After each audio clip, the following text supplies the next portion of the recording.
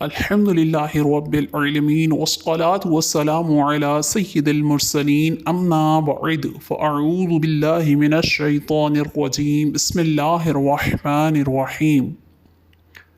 आइए आज से हम अपने मदनी कायदे का आगाज़ करते हैं। अल्लाह तबारक व तआला से दुआ है कि इसे खैर व आफ़ियत से मुकम्मल भी फ़रमाए और हमें बाअदब होकर अच्छे से पढ़ने की भी तौफ़ीक़ अता फ़रमाए। फ़र्स्ट क्लास है, थोड़ा टाइम ज़्यादा लगेगा आज इंशाअल्लाह अज़्ज़ा वजल।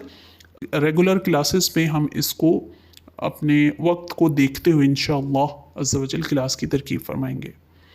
आज हमारा लेसन नंबर 1 है, सबक नंबर 1, जो कि हुर्फ़ मुफ़रीदात का सबक कहलाता है। इसका नाम है इस सबक का हुर्फ़ मुफ़रीदात।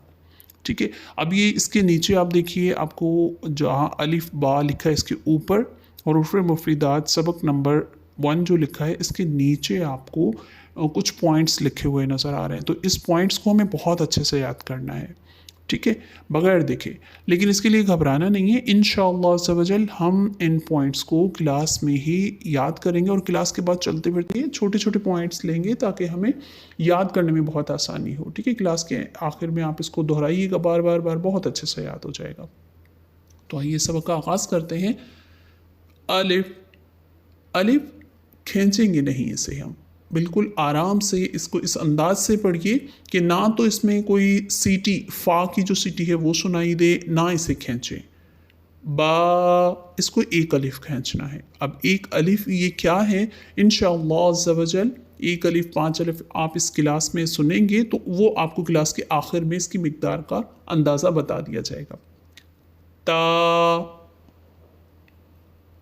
ता, इसे नरमी से अदा कीजिए। बा और ता ये तीनों एक अलिफ खींचे जाएंगे। ठीक है, ता जो है वो इस अंदाज से पढ़ना है आपने कि इसमें सीटी और सख्ती महसूस ना हो, इसको नरमी से अदा कीजिए। जी, इसे हमें 5 अलिफ तक खींच के पढ़ना है। आप 4 भी पढ़ सकते हैं, 5 तक क्लास में इसको खींच लीजिए। हा, इसको इसी अंदाज से पढ़िए कि हलक में से ठंडी सी एक आवाज़ जो निकलती है, हा, ये सुनाई दे। ठीक है, हा इस अंदाज से नहीं पढ़ना है। खौ, इसमें भी सीटी सख्ती नहीं होगी, लेकिन इसको आवाज़ को भारी करके पढ़ें क्योंकि हुर्फ़ मुस्ताइलिया है। अब ये हुर्फ़ मुस्ताइलिया क्या है इंशाअल्लाह अज़्ज़ा वजल ये भी आपको समझाएंगे, लेकिन आपने घबराना नहीं है। अभी फ़िलहाल इसको इसी अंदाज से पढ़िए जैसे अर्ज़ किया गया है। दाल, इसको भी खींचना है ऐसे ही जैसे हमने जीम को खींचा था। दाल, इसको भी हमने उतना ही खींचना है, लेकिन इसमें हमने नरमी से इसको पढ़ना है। नरमी से क्या मुराद है, यानी जाल, ये अंदाज नहीं होना चाहिए। इसमें देखिए सख्ती भी आ रही है, सीटी भी आ रही है, ये नहीं होना चाहिए। इसको नरमी से पढ़ें।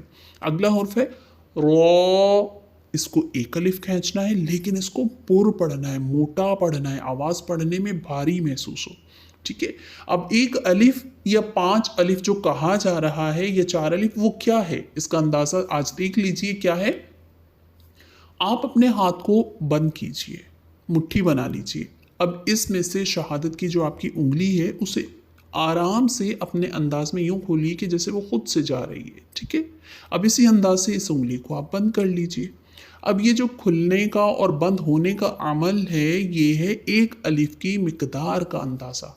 जैसे आप पढ़ते हैं और मेरे साथ करके देखिए, उंगली को बंद करें या बंद उंगली को खोलिए, तो साथ में पढ़ेंगे तो यही होगा जैसे 1 अलिफ की मिकदार का अंदाज़ा आपको हो जाएगा। जैसे बा, ये जो मिकदार ख़त्म हुई उधर से हमारी उंगली भी खुल गई। ठीक है, तो इसी तरीके से जब बड़ी मद आएगी 5 या 4 अलिफ तक खींचने, तो फिर आपने 1 2 3 4 5 5 उंगलियों को खोल देना है।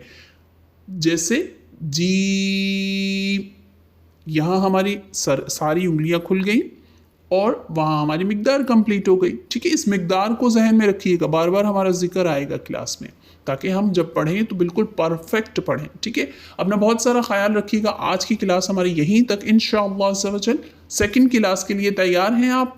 हमें कमेंट्स बॉक्स में ज़रूर बताइए आपको कैसा लगा, क्या कमी है, क्या और होना चाहिए।